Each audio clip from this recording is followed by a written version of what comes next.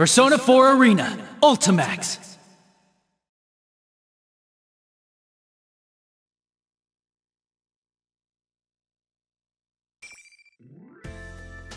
And then Dad came on parent visiting day, so I made sure to raise my hand to answer all the teacher's questions. Hanako, you told that story 3 times already. I can't. Was Dojima-san even in Arena? I think he might have shown up for one part in Arena, but whatever. Okay, he's here now. That's all that matters. Dojima-san! Good to see you. It's good to see you, man. No, I didn't. Nanako, who had been talking non-stop throughout dinner, sulks at Dojima-san pointing that out. Whether or not she'll admit it, though, I've definitely heard that story several times. Either parent visiting day made her that happy, or she was looking for any excuse to prolong our conversation. Well, whichever it is, Nanako seems happy, so I don't mind that much. Aww, so sweet. Oh, and guess what? I saw a really long car yesterday. Oh, I think I know who that belongs to. A really long car. That rings a bell. She must be talking about that extravagant black limousine that Mitsuru-san and her shadow operatives drove in The on. limo that was driving around town? Yeah, I heard about that. You're a cop, man. You should be on top of Big this. stretch limo in a sleepy little town like ours. I'll tell you one thing. It won't be from around here. Man, that is true. Dojima-san shoots me a glance while responding to Nanako's comment. He's a detective through and through. I think he's noticed that something's up. Sure enough, after Dojima-san sends Nanako to the sink for the empty dishes, he gets right down to business. So, what are you up to this time? Exactly. I do enjoy the fact, like, Dojima's like, it's fantastic because, like, I mean, you gotta consider, he doesn't figure stuff out, obviously. He doesn't solve everything, but he is always one step behind you and the other characters in these games, and he doesn't even know about any of the mystical crazy crap that's going on in this world. He's phenomenal. There's no hiding anything from that piercing gaze. He has to know we came in contact with Mitsuru-san's people. Because he's a cop! They were so... man. Sorry about that. They were so dignified and seeming that I had hoped even their outrageously long limo wouldn't stand out here, but I find myself actually relieved to be The day mistaken. you were due back, a detective from the Metropolitan Police Department suddenly rang me up to ask about the details of that case. Not only that, but I saw that Shirogane kid at the station several times these past couple of days. Was this all just a coincidence? Dojima, no, it's... That's... Can't answer, huh? Well, that's fine. No, he's not fine, Dojima! Dojima-san gives me a deep sigh and closes his eyes. That's odd. Normally, he'd grill me for more information and yell at me while doing it. Oh, I'm just tired.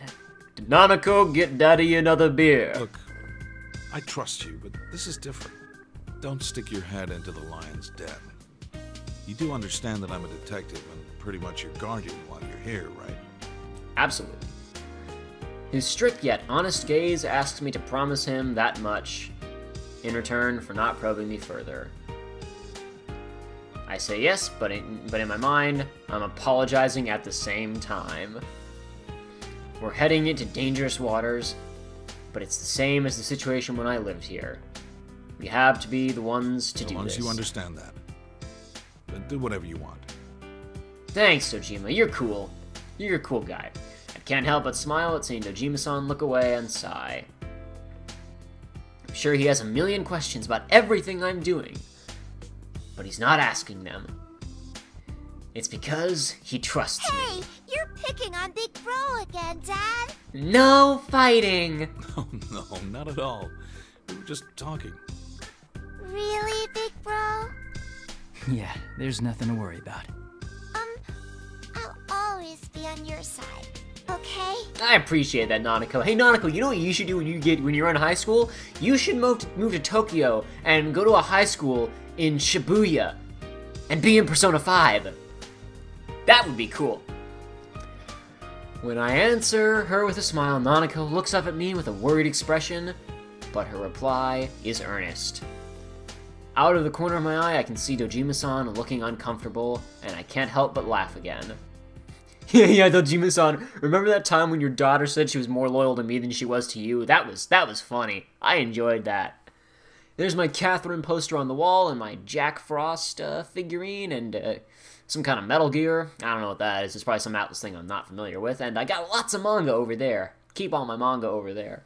When I return to my room, I can hear the faint rumble of thunder in the distance. The rain that was pouring down this evening has already stopped. If the pattern holds, the Midnight Channel should stay quiet as long as it's not raining. Realizing that raises some complex feelings in me. I have to go back home tomorrow, and as much as I hope nothing happens, I want to resolve this mystery while I'm still here. Man, vacations in Japan, school, just like... Let's just say that I'm glad I live in America. But wishing to solve the case means wishing for something to happen. Make up your mind, you. Yeah, make up your mind, you. Silly you. I inadvertently glance towards the TV screen's reflective surface and catch myself with an odd smile on my face. I really want to go beat up some monsters, I think to myself. Just a little longer until midnight. Out of habit, I check the time, and the moment I look back at the TV, the screen suddenly turns on. Well, here we go again, folks. The strong win, while the weak disappear. Tonight, we will witness the hottest battles in all history. The goddess of victory is waiting to descend upon the ring.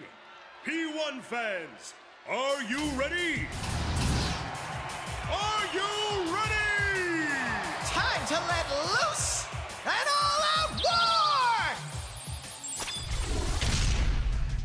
The contestants in the previous P1 Grand Prix have returned for another tournament, right on the heels of the last one. These warriors will create another legend here at the world-shattering P1 ring! These are battles of honor, battles of will. Sparks will fly. Some fight for pride, some fight for glory. Will this be decided by pure muscle, or will a battle of wits determine the outcome?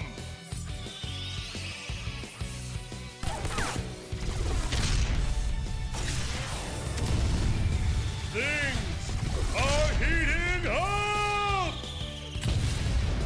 Tonight, who will win the title of champion? Who will be crowned with the winner's wreath? Whose tale of glory will resound for generations? All that remains are the dreams of the warriors. As the Grand Prix plunges into its final chapter, the P1 climax is... Barely getting started!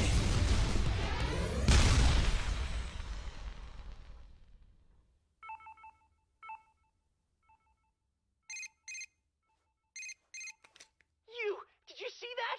What the hell? Hello? Hey!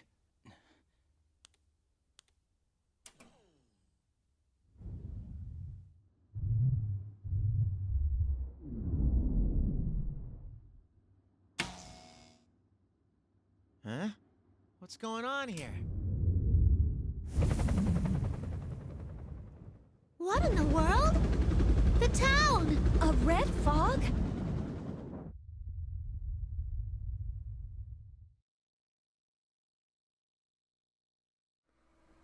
You know what?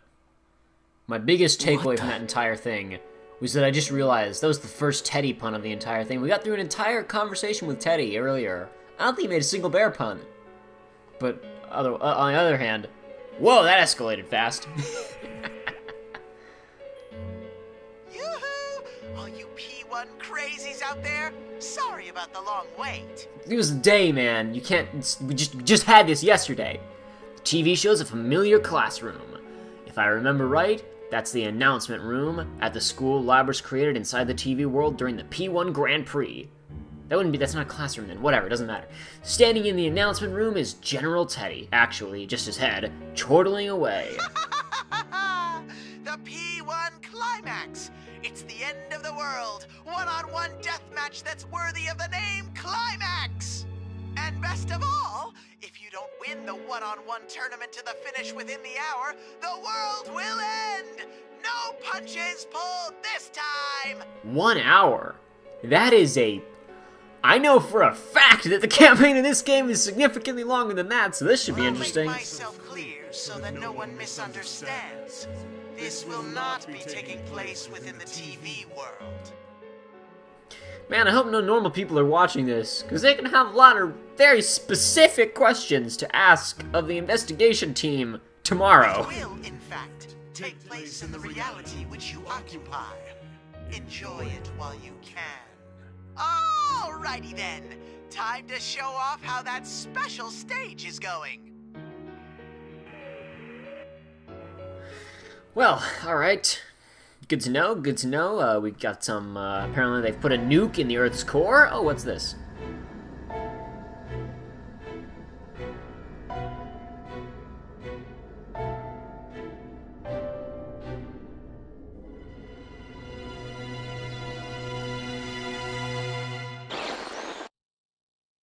Well, good to know that our villain at least has a sense of irony and theming. Is that Mitsuru-san?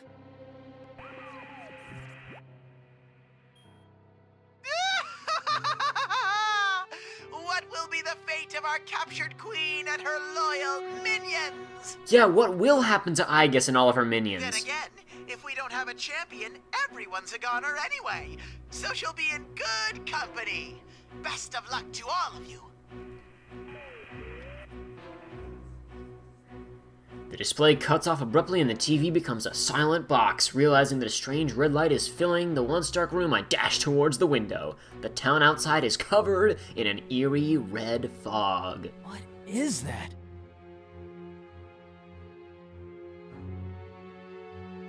Well, I guess we gotta go kill the other god of fog now. That should be interesting. The streetlights are off, and I don't sense anyone's presence, that hazy light illuminating the town. It's the red fog? Dude, you've got an hour. You better get moving now. Like, just bust your window open and jump out on the street. You don't have time for stairs. Seeing the town in such an obviously abnormal state snaps me back to my senses, and I quickly look back into my room. Nanako! Dojima-san! I'm guessing this is dark hour shenanigans, and they're, like, in coffins. Interesting. It's so intense, I forgot to actually read it. What in the world's going on here? The B1 climax? Are Mitsuru-san and her people really captives? And worst of all, this isn't the TV world. This is really... Is this really still the real world? If so, what's happened to the townspeople? A wave of confusion and fear crashes over me as I sort through the information at hand. My cell phone won't even turn on, like it's suddenly broken. It's happening again. Junes Food Court. Yeah, when in doubt, Junes Food Court. That's right, whenever we had a case, that's where we'd always gather. If Yosuke, Chie, and Yukiko have noticed this too, then they'll definitely be headed there. Not Kanji and Teddy. They're useless. I don't care about them. Those three, though, I need them. Teddy should be there with Yosuke, so there's no need to worry about him. Kanji, though, he might head straight into the TV. I chuckle to myself at the thought, a rare moment of humor in this looming crisis. I know where I need to be, so I quickly prepare myself. Whenever we needed to fight, I always clad myself in my Yasogami High uniform. Unless you're playing Golden, then you dress in whatever you want to. To think I'll be wearing it again so soon. It's with a sense of trepidation that I open the front door. Let's go fight some monsters. To be continued? What? That's it? There wasn't a single fight in that. Game's over. Oh, never mind. This is the next part. Silly me. Ooh. Now to know. Oh. This is the hardest choice in the entire series. Which one do I do first? Now to a Rise. Oh, that's difficult. Ooh. This is the hardest choice in the entire series right here. Okay. Eeny, meeny, miny, mo.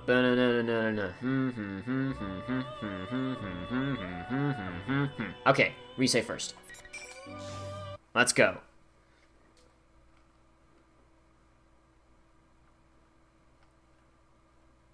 I raised one arm towards the mirror-lined wall and closed my eyes. In my mind, I see a stage, and the hazy shadow of a band. Glow sticks of all different colors shine in the packed seats. I'm looking at them from my mark, indicated with a spot of fluorescent paint.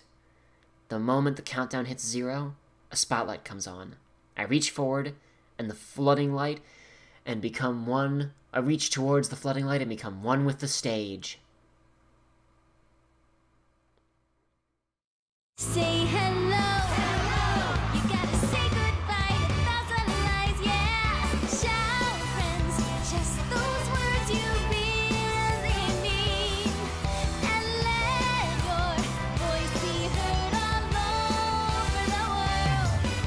Stand up when you hear a knock on the door. It's me, come on out. Get ready for your true story. Oh, it was a ruse! We fooled you! It wasn't real.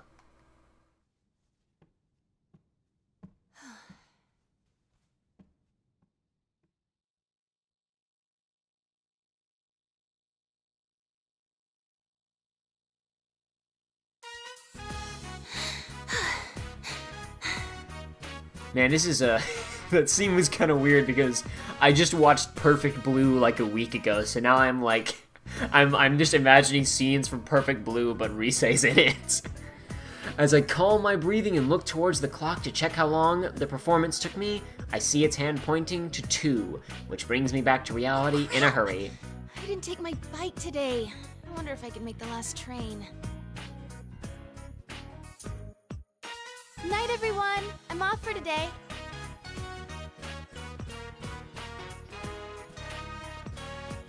I hurriedly address the people I pass as I fly out of the studio. After a mad dash to Okina Station, I barely make it to onto the stop train. I thought for sure we'd get a Kanamine cameo as a teaser for, I thought for sure there'd be a Kanamine teaser there as like as a teaser for Dancing All Night, but I guess not. Whatever. I take a breather as the train slowly pulls out. The last train on the holiday is usually pretty empty, so I sit in an open seat and get my tunes from my bag. There's a new song on there that they just gave me this afternoon. Today felt so long for some reason.